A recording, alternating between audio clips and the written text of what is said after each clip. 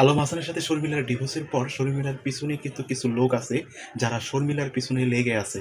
সেগুলো হয়তো বা আলম হাসানের সিম্পিতি পাওয়ার জন্য এই কাজগুলো করতে পারে।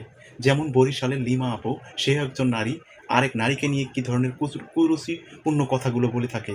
সে এখন কিছুক্ষণ আগে কথাগুলো বলেছে যে মানে ৩ নম্বর হাঙ্গা করার জন্য, অর্থাৎ ৩ নম্বর বিয়ে করার জন্য, এবং শর্মিলা নাকি এখন ওনার ছাড়া ভিডিও তৈরি করে ইত্যাদি অনেক কিছু। আমি বুঝলাম না, একজন নারী হয়ে আরেক নারীর পিছে এইভাবে কথা না বলাই ভালো। এমনি মেয়েটি ডিভোর্স হয়ে গেছে, এখন সেহেতু তার বাবার বাড়িতে আছে। সে যদি কোনো কর্ম করে খায়, তবে তাকে ভালোভাবে বলা উচিত যে আপু শালীনভাবে ভিডিও তৈরি করুন। কিন্তু এইভাবে তাকে এইভাবে তাকে ভিডিও করার মানে এইভাবে আপনাদের কোনো মানে নয় যে তাকে একটা কথা বলতেছেন যে কথাটা হেয় পরিপূর্ণ হয়। একজন নারী হয়ে আরেকজনের নারীর এইভাবে বদনাম করা বা খারাপ মন্তব্য কমিটমেন্ট করাটা ঠিক না।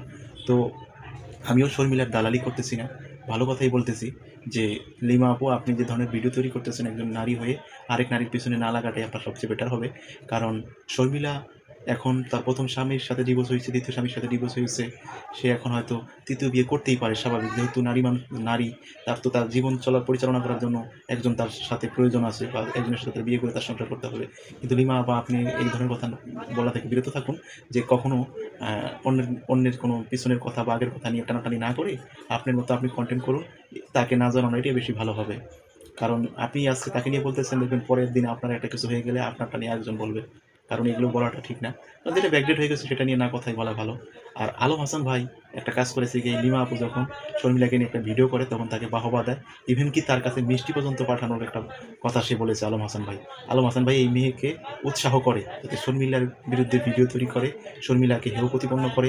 এই কারণে সে মানে এই মেয়ে আরও বেশি করে ভিডিও তৈরি করে, শুধুমাত্র শর্মিলার সিম্পিতি পাওয়ার জন্যই এই ভিডিওগুলো সে তৈরি করতেছে। কিন্তু জানি না লিমা আপা কতটা সাকসেস হতে পারবেন।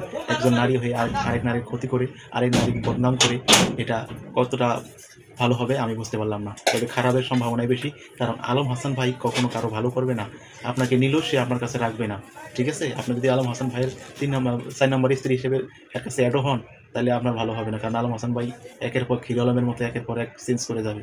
তো লিমা আপা, অন্যের বিষয় নিয়ে এইভাবে ভিডিও তৈরি করবেন না, অন্যের ব্যাকডেট অতীত নিয়ে কথা বলবেন না। ভালো থাকবেন।